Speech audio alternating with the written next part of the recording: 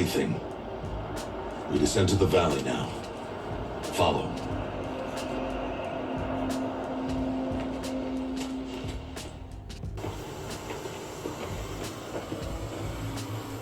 The wilds can be dangerous, Aloy. You'll need to stay close and do as I say. I know. Now, you're still scratched up from that fall you took yesterday. So let's start there. Take this medicine pouch.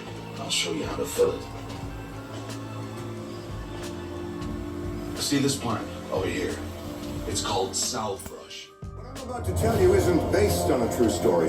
It is a true story. People, places, and events so astonishing, so peculiar, so improbable that they defy comprehension. A homemade armored vehicle laying waste to local buildings. It's quickly nicknamed the Killdozer. Aeschylus goes down as the only human to have died from falling toward us. So join me, Daniel E. Aykroyd. We'll see just how strange history can get. Incredibile cu Dan Aykroyd.